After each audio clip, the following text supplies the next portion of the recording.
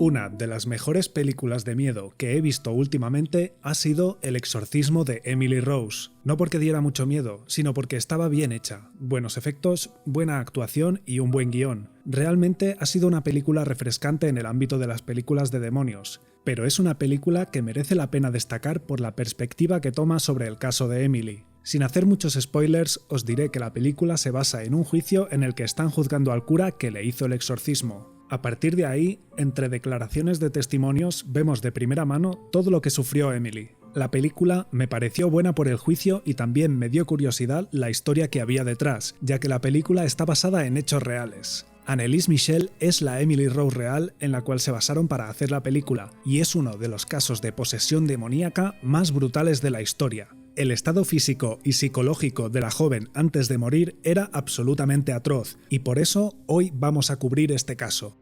Pero antes de empezar, si te gusta el misterio, el horror, lo extraño y lo paranormal, narrado en formato de historia, entonces has venido al sitio adecuado, ya que eso es todo lo que hacemos en este canal, y nuestra intención es publicar 1 o 2 veces por semana. Si eso es lo que te interesa, te pediría que cojas el botón de like y lo lleves a la iglesia para que le hagan un exorcismo. También, por favor, suscríbete y dale a la campanilla para no perderte ningún vídeo de los que iremos publicando semanalmente. Vamos a adentrarnos en la historia de hoy.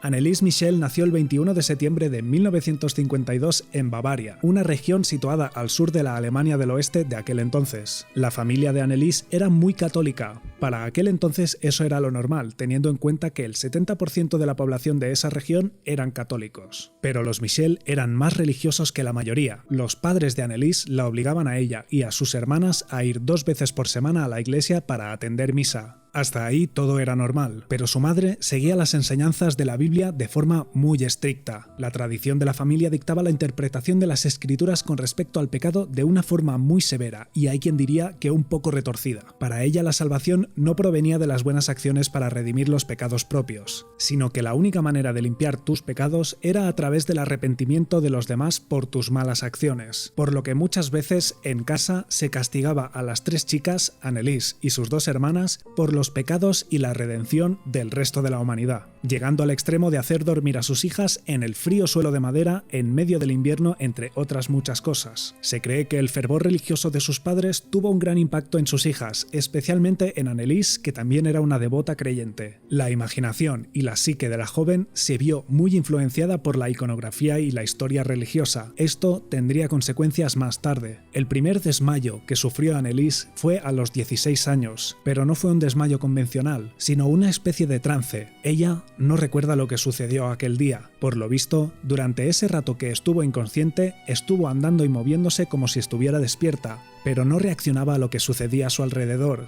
Después de aquel incidente, pudo estar tranquila durante un tiempo, pero un año después tuvo uno mucho peor. Aquella noche, mientras dormía, tuvo lo que sería el primer signo o síntoma de lo que más tarde diagnosticarían como enfermedad o como posesión. Anneliese fue a la cama como cualquier otro día, pero se despertó en medio de la noche. Ella afirma que notaba un gran peso aplastando todo su cuerpo contra la cama. No sé si alguna vez has experimentado parálisis del sueño, pero puede llegar a ser una experiencia terrorífica. Te sientes completamente impotente. Solo el hecho de no poder mover ni un músculo puede llegar a ser espeluznante. Ahora ponte en la situación de Anneliese. Estás solo en tu habitación, completamente a oscuras, y de repente notas que estás paralizado. Lo único que puedes sentir es un peso enorme que te aplasta todo el cuerpo y te hunde en tu cama. No sabes qué es lo que está sucediendo, no sabes lo que es una parálisis del sueño, y tampoco qué es lo que significa tener un terror nocturno. Solo conoces lo que te han enseñado en casa y en la iglesia. Sabes que es un demonio. Lo único que tienes claro en ese momento es que una abominación satánica te está agarrando, te está ahogando y está aplastando tu cuerpo contra la cama. La experiencia de Anneliese esa noche fue tan vívida y horripilante que se orinó encima. Su cuerpo sufrió una serie de convulsiones extremas y se quedó inconsciente. Después de ese incidente, Anneliese visitó a un neurólogo que le diagnosticó un desorden mental llamado epilepsia del lóbulo temporal. Esta enfermedad puede causar convulsiones, pérdida de la memoria y también alucinaciones visuales y auditivas. Aparte de estos síntomas, el caso de Anneliese podía ser aún peor. Esta enfermedad se puede ramificar en otra peor llamada el síndrome de Geschwin, que es un desorden acentuado por la hiperreligiosidad. Este síndrome en concreto puede causar alucinaciones religiosas que el paciente puede llegar a interpretar como reales debido a su grado de creencia religiosa, lo cual puede empeorar el estado psicológico del paciente. A partir de ese momento, Anneliese empezó a tomar Tegertol, un medicamento que ayuda a reducir las convulsiones. Cuando Anneliese cumplió los 21 años en 1973, se fue a estudiar a la Universidad de Würzburg. La medicación pareció funcionar en un principio, o eso creía su familia, que la animó a seguir con sus estudios, pero la verdad es que no había sufrido nuevos episodios por pura casualidad. En realidad el medicamento no la estaba ayudando, y fue durante su periodo en el campus cuando su estado empeoró. A pesar de seguir las indicaciones del médico, Anneliese empezó a sufrir ataques de epilepsia, convulsiones y a entrar en estado de trance de forma reiterada.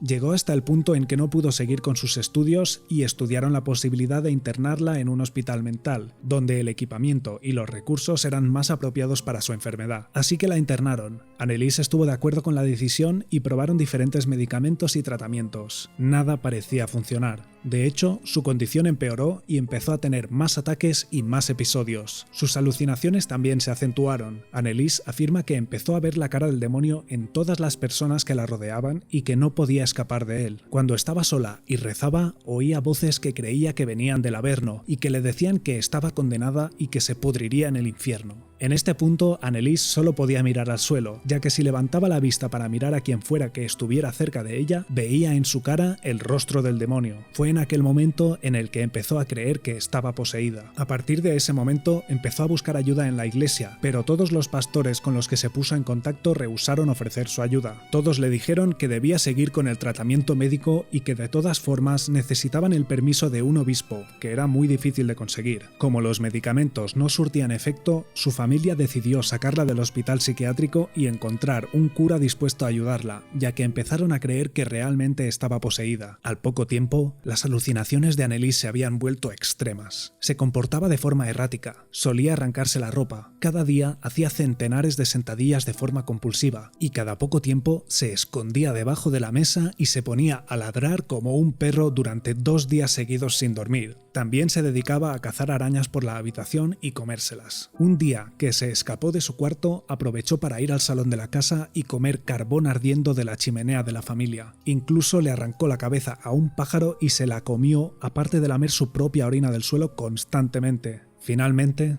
con la ayuda de su madre, encontraron a un cura que creía en su posesión. Ernest Alt declaró más tarde que viendo su comportamiento no parecía que fuera epiléptica, sino que más bien que estuviera poseída por varios demonios. Alt le hizo una petición al obispo Joseph Stangl, que eventualmente fue aprobada y asignó al pastor Arnold Renz para llevar a cabo un exorcismo, pero con la condición que fuera en absoluto secreto. Los exorcismos en sí no se practicaban desde hacía siglos. Este no fue el primero del siglo XX, pero realmente eran muy escasos. Empezaron a practicarse más a menudo a partir de los años 70, ya que la moda de Satanás, el infierno y las posesiones habían eclipsado el mundo de la música, las películas y los libros. Así que empezaron el rito. Durante los siguientes 10 meses a partir de la aprobación del obispo, los dos curas, Al y Renz, llevaron a cabo una serie de exorcismos a Anneliese. Algunos llegaron a alcanzar las 4 horas de duración. A lo largo de estas sesiones, Anneliese reveló que estaba poseída por 6 demonios distintos: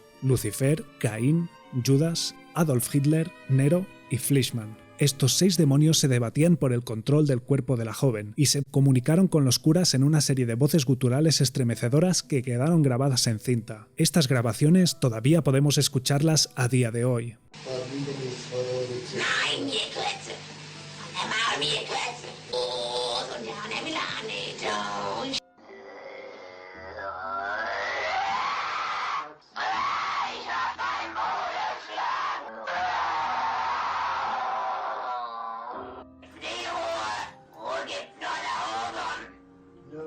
Früher gibt's nur dort, wo die Liebe ist. Ja, bei uns gibt's nur ja nun.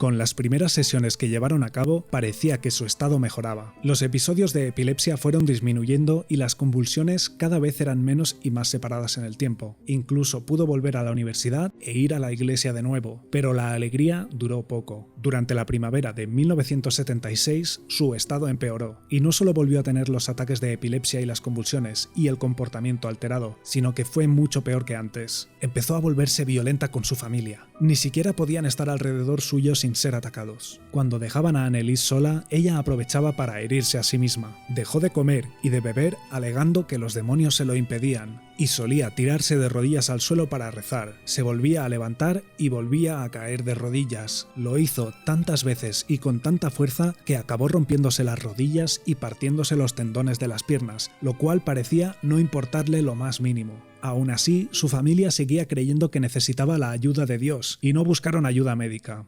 Anneliese también pensaba lo mismo, pero a estas alturas y en su estado mental es probable que no estuviera capacitada para tomar esa decisión. De todas formas, continuaron con las sesiones. El número total de ritos ejercidos por los curas fue exactamente 67. La última sesión fue el 30 de junio de 1976, y aunque Anneliese aceptó voluntariamente este último exorcismo, estaba completamente demacrada. Había pasado semanas sin comer nada, pesaba menos de 40 kilos y estaba llena de contusiones y heridas acumuladas durante los meses anteriores, que debido a la malnutrición y a la falta de sueño no sanaban. A la mañana siguiente, día 1 de julio de 1976, Anneliese Michel murió debido a la deshidratación y malnutrición a la edad de 23 años. Después de su muerte, su historia se convirtió en una bomba informativa.